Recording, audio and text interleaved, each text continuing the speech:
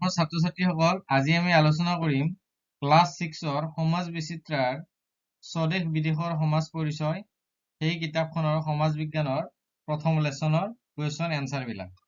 প্ৰথম লেচনটোৰ নাম হৈছে আমাৰ পৃথিৱী। এই আমাৰ পৃথিৱী যিটো পাঠ আছে, পাঠ 1, তাৰে আমি গোটেইকেইটা অনুশীলনী আলোচনা কৰিম। আজি আমাৰ প্ৰথম যিটো কুৱেশ্যন আছে, প্ৰথম অনুশীলনীৰ এইটো হৈছে সূৰ্যৰ পৰিয়ালটোৰ নাম কি? ইয়াৰ উত্তৰ হ'ব সূৰ্যৰ পৰিয়ালটোৰ নাম হৈছে সৌৰজগত। ক নম্বৰ আছে পৃথিৱীৰ উপগ্ৰহটোৰ নাম কি? পৃথিৱীৰ উপগ্ৰহটোৰ নাম হ'ল চন্দ্ৰ।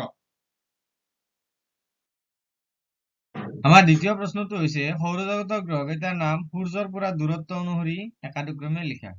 গতিকে আমাক একাদিক্ৰমে সূৰ্যৰ পৰা দূৰত্ব অনুসৰি গ্ৰহকেইটাৰ নাম লিখিব লাগিব। সূৰ্যৰ একেবাৰে ওচৰৰ গ্ৰহটো হৈছে বুধ। 8টা গ্ৰহ আছে, তাৰে ভিতৰত একেবাৰে ওচৰৰ গ্ৰহটো হৈছে বুধ গ্ৰহ। ইংৰাজীত আমি মাৰ্কিউৰি বুলি কওঁ। আৰু 2 নম্বৰ গ্ৰহটো হৈছে শুক্ৰ অৰ্থাৎ ভেনাছ। তাৰপিছত পৃথিৱী, আৰ্থ, মংগল, মাৰ্চ, বৃহস্পতি, জুপিটাৰ, শনি, চেটাৰ্ণ, ইউৰেনাছটো ইউৰেনাছ বুলি কওঁ, নেপচুন বুলি কওঁ। গতিকে একেটা গ্ৰহ 8টা গ্ৰহ তোমালোকে ভালদৰে মনত ৰাখিবা গ্ৰহকেইটাৰ নাম। আজি আমাৰ 3 নম্বৰ কুৱেশ্যনটো হৈছে চন্দ্ৰটো সূৰ্যৰ তুলনাত বহুগুণে সৰু হলেও পৃথিৱীৰ পৰা দুয়োটাকে কিয় ইমান সমান দেখি? চন্দ্ৰটো সূৰ্যৰ তুলনাত বহুগুণে সৰু হলেও পৃথিৱীৰ পৰা দুয়োটাকে কিয় ইমান সমান দেখি? তাৰ কাৰণটো কি?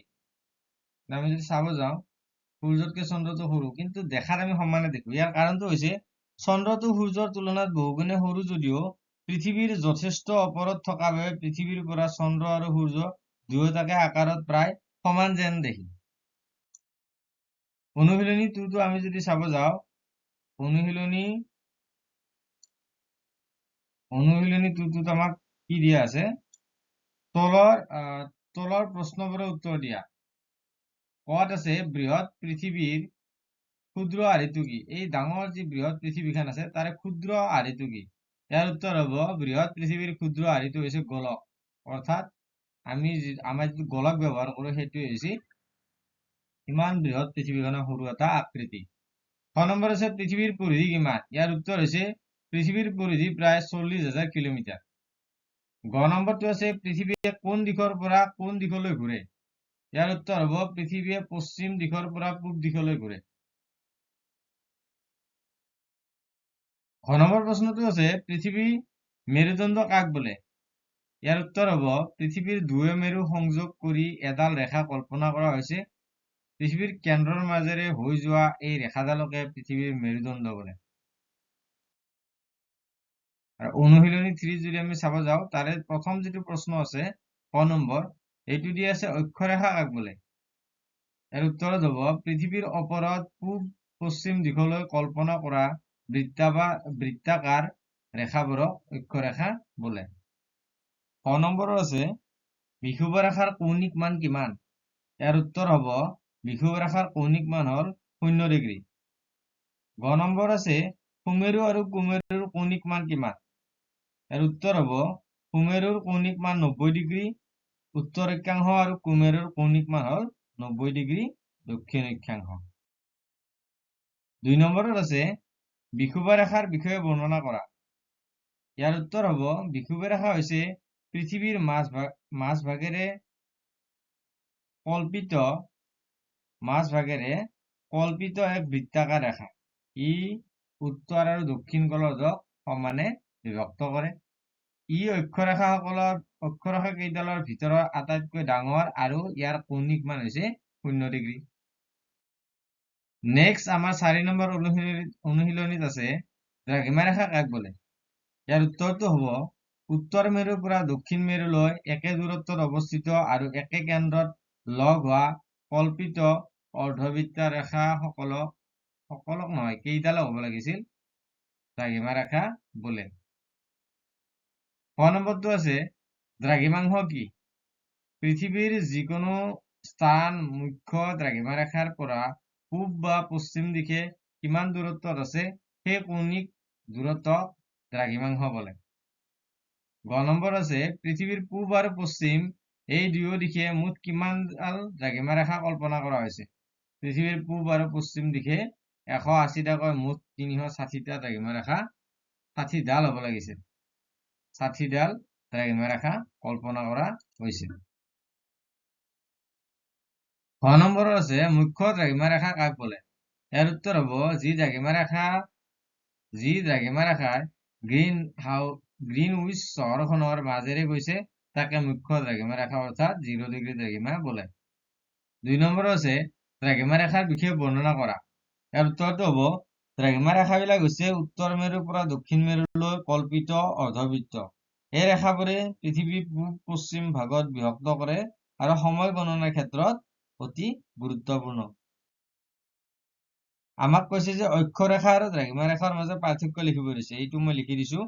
আমি দিশৰ ক্ষেত্ৰত হ'ব অক্ষৰেখাডাল পূবৰ পৰা পশ্চিমলৈ বিস্তৃত আৰু দ্ৰাঘিমা ৰেখাডাল উত্তৰ মেৰুৰ পৰা দক্ষিণ মেৰুলৈ, আৰু আকৃতিৰ ক্ষেত্ৰত অক্ষৰেখাডাল পূৰ্ণবৃত্ত আৰু দ্ৰাঘিমা ৰেখাডাল হৈছে অৰ্ধবৃত্ত।